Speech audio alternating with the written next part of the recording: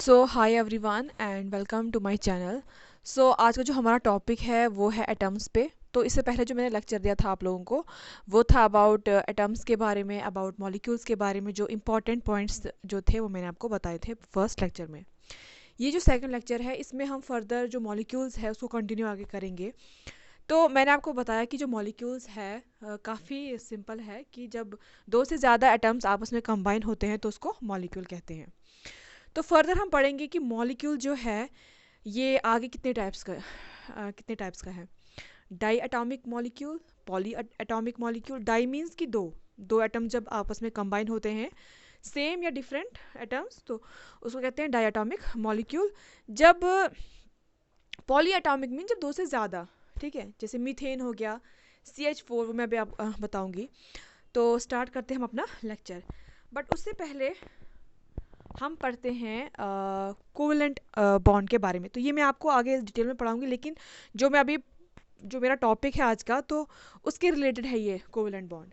तो सबसे पहले जो मॉलिक्यूल्स हैं ये होते हैं diatomic and poly atomic.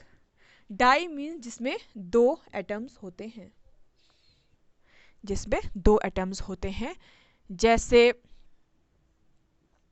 Hydrogen हो गया, फ्लोरीन हो गया, ठीक है, दो एटम्स हैं इसमें। या फिर H2 हो गया, Cl2 हो गया, क्लोरीन, हाइड्रोजन, ये दो एटम्स आपस में बनते हैं तो di atom. Polyatomic means जैसे हो गया मीथेन, CH4, ठीक है, 4 हाइड्रोजन, 1 कार्बन, ठीक है। हो गए यहाँ तक। अब जो मॉलिक्यूल्स हैं ये दो टाइप्स के होते हैं।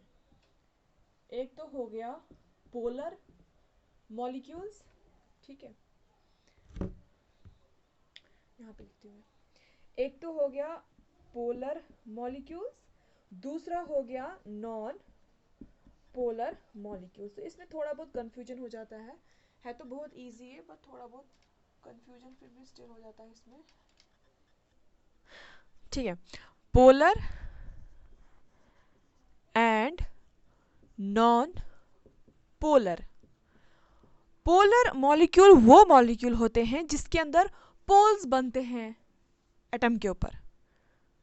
पॉजिटिव चार्ज बनता है, नेगेटिव चार्ज बनता है, एक स्लाइटली चार्ज बनता है। जैसे आयोनिक बॉन्ड में होता है ना, पॉजिटिव नेगेटिव बनता है, वैसे यहाँ पे भी एक स्लाइटली थोड़ा सा चार्ज बन जाता है पॉजिटिव और नेगेटिव का। नॉन पोलर में ऐसा कुछ नहीं होता है, कोई चार्ज नहीं बनता है दो एटम्स के बारे में, ठीक है। तो अब मैं आपको एग्जाम्पल से समझाती हूँ कि क्या होता है पोलर। पहले हम नॉन पोलर देखते हैं। जैसे हाइड्रोजन है, क्या है हाइड्रोजन, इसमें दो एटम है हाइड्रोजन के, इस तरह से।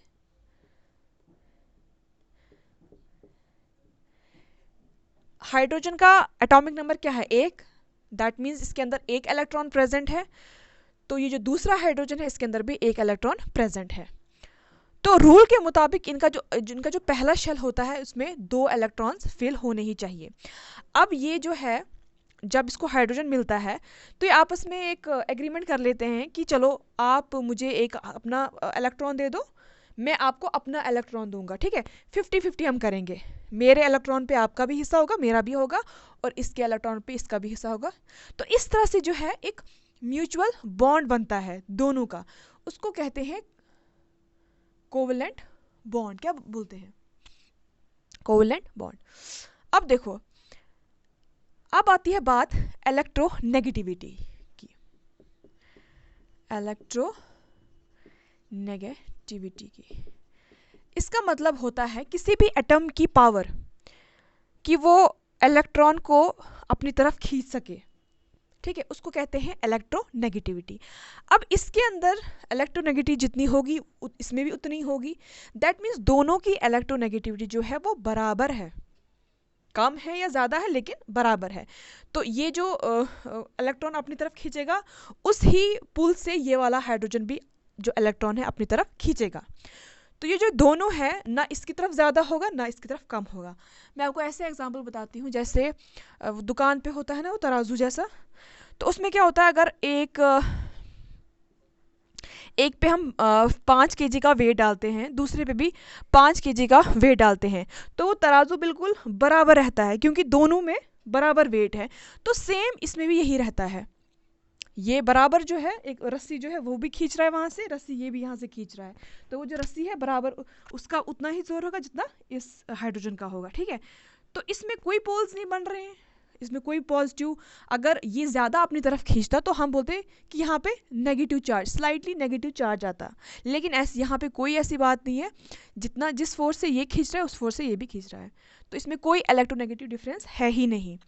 तो इस मॉलिक्यूल को हम कहेंगे नॉन पोलर मॉलिक्यूल।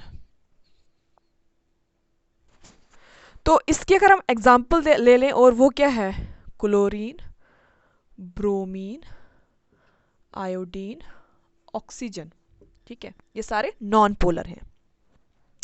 अब हम बात करेंगे पोलर मॉलिक्यूल्स की। तो इसमें जो मैंने अभी बताया इलेक्ट्रोनेगेटिविटी, ये चीज़ यहाँ पे अप्लाई होती है। तो इसमें क्या होता है, जैसे हम मान लो HCl है, क्या है, HCl है, इन दोनों के अंदर, इन दोनों एटम्स के अंदर एक कोवेलेंट बॉन्ड एग्जिस्ट करता है, ठीक है।